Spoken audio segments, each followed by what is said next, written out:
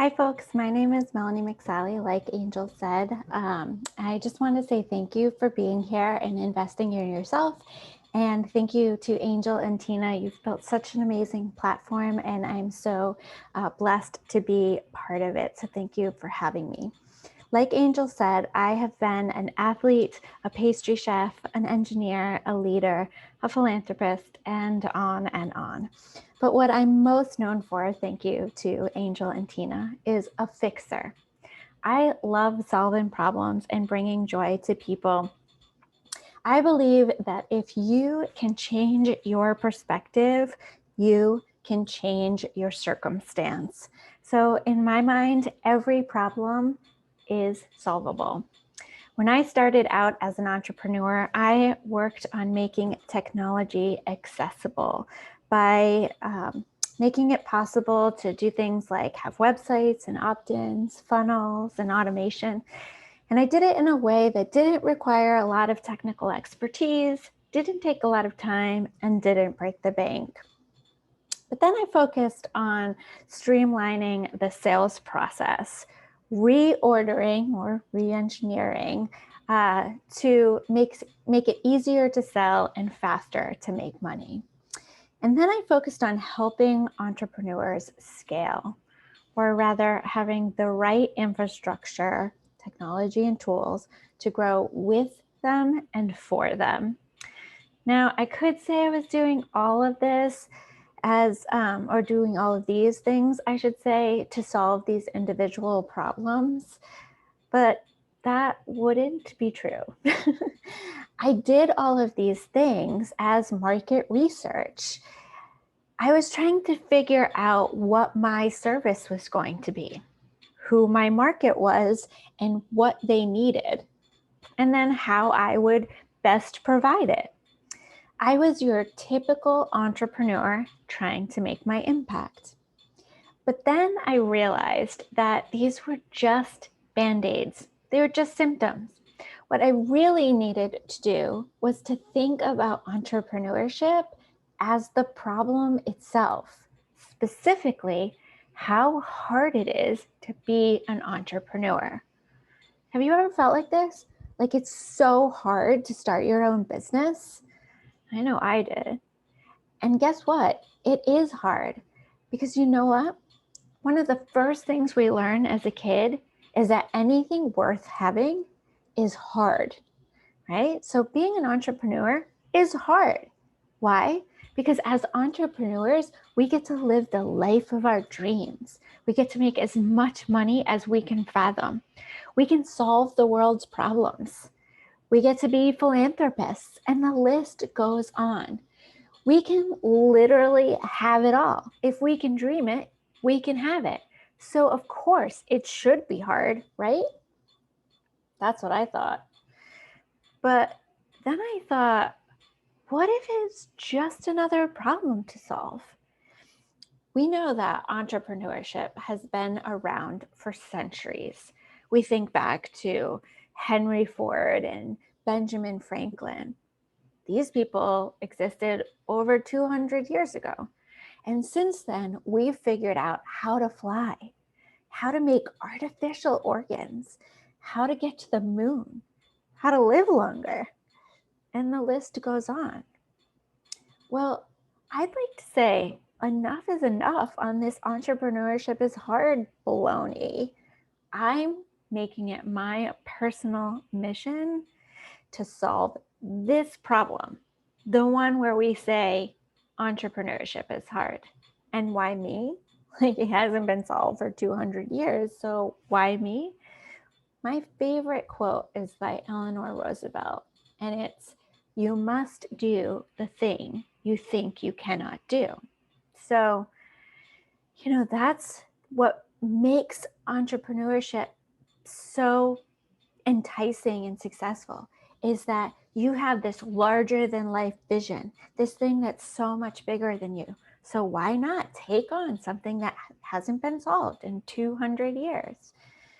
You might also be thinking, well, if you take away the pain, if you make it easier, everyone will want and have it. In fact, there will be a lot more competition. Yes, exactly. You are exactly right. Entrepreneurship will become attainable for the masses. And wouldn't that be wonderful?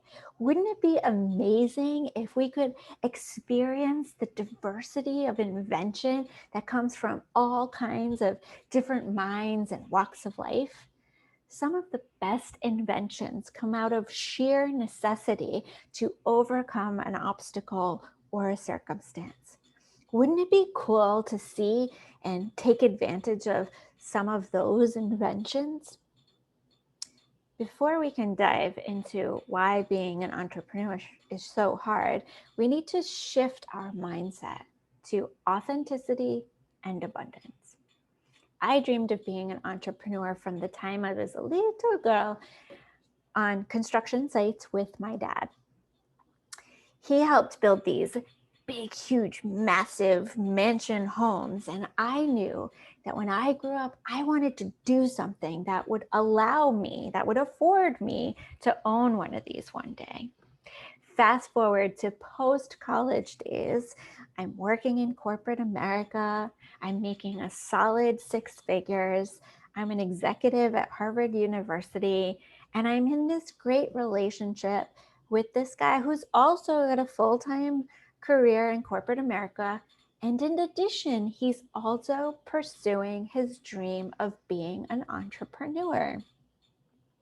And I realized I'd been holding myself back from becoming an entrepreneur because I didn't want to be broke. I didn't want to do the monotonous jobs I didn't like doing. And I didn't want to spend countless hours making small talk trying to convince people that they needed to work with me. It's just not my style.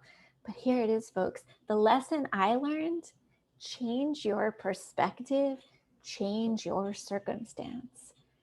What that relationship reminded me was it's all up here. If something is not authentic to you, it's not going to work for you. So change it to be authentic to you. I re-engineered the sales process because I knew as written, it wasn't going to and did not work for me. So I changed it, even though it's worked for millions of people, so that it would work for me.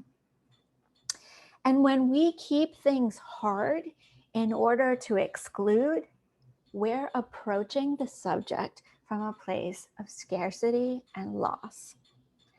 I have to give up my half of an apple or give up half of my apple in order for you to have half. I have to do this thing I don't want to do in order to have the thing I want. That's coming from a place of scarcity. If instead we approach the problem from a place of authenticity and abundance, we open ourselves up to a whole new world of possibilities. So what makes being an entrepreneur so hard? Well, from my own experience, combined with some research, of course, I found that there are 3 main culprits. The first is money. It's always money, right? Entrepreneurs need to bootstrap for a while in order for them to prove that they're worthy of investing in. And since early on is really the time when we need the most capital, entrepreneurs tend to put the business before themselves. Best case scenario, they're not taking a paycheck. Worst case scenario, they're not only not taking a paycheck, but they've also maxed out every single credit card they have. They've taken out personal loans, and they're doing everything they can to just keep going. Does it sound like anyone you know? I know that I experienced this at the beginning. The second reason is entrepreneurship is so hard is because often as an entrepreneur, we feel like we're a party of one. This can have a number of facets to it or a number of versions, but you feel like maybe you're a solopreneur and therefore that you're all alone. Or maybe it's because your family and friends think you're crazy. They're seeing all this time that you're putting into your business, time that you're taking away from them, and they're not seeing you making any money. So they're feeling the hardship of not having you without really seeing the benefit of what you're doing it for. It could also be that you're acting as the chief everything officer. You're doing all the jobs, and maybe you have no business doing them all. And I don't mean to be insulting. I'm saying this because you might not have been trained to do them. I have multiple degrees, multiple, some of them from top institutions, and I still tell myself at least once a day, or I think about it at least once a day, how much I do on a daily basis that I was never trained to do. Can you relate to that? Finally, the third is that you feel like you have the weight of the world on your shoulders. The very thing that you need to be a successful entrepreneur is the same thing that makes you feel like the world is on your shoulders, weighing you down. It's a larger than life vision. You feel called to do something, and you wake up every single day knowing you have to do it. Maybe you have employees that are counting on you. Maybe your family is counting on you.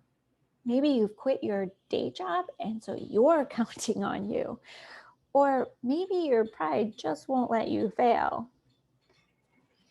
Regardless, any one of these things makes being an entrepreneur hard. All three of them make it feel impossible. Why do you think 80% of all small businesses fail? It's like you're trudging through mud and you just can't get a break. But I'm here to tell you that it doesn't have to be this hard.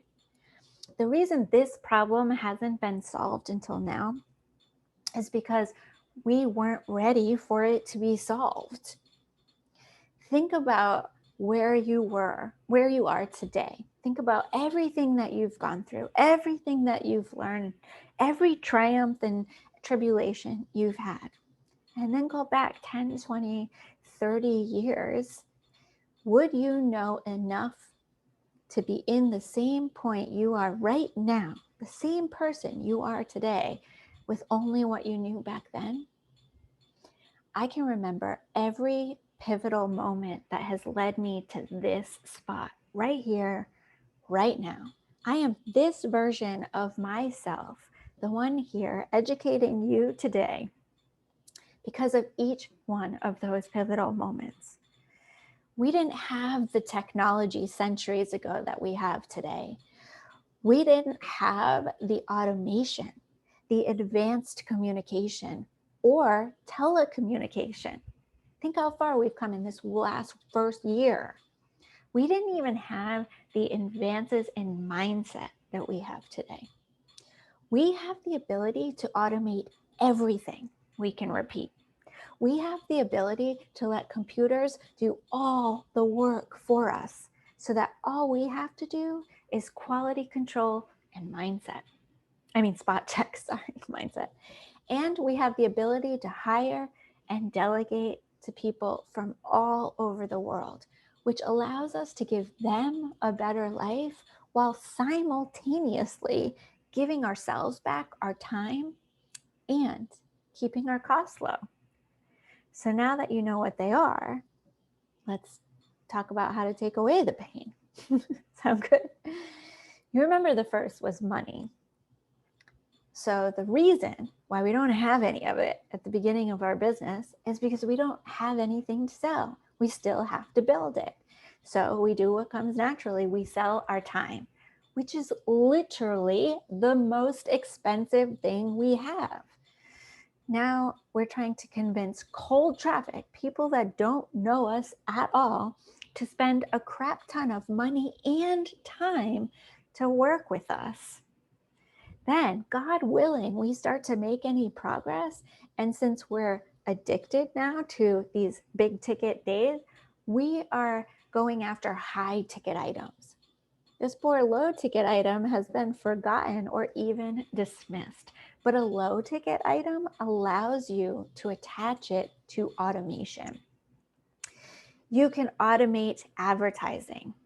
It's perfect for social media, and it's a great thing to give to affiliates to sell for you because it's 100% passive. Instead of looking at how much you have to sell to make that paycheck, look at how you have to sell it. High ticket, high touch. Low ticket, 100% automatable. And guess what?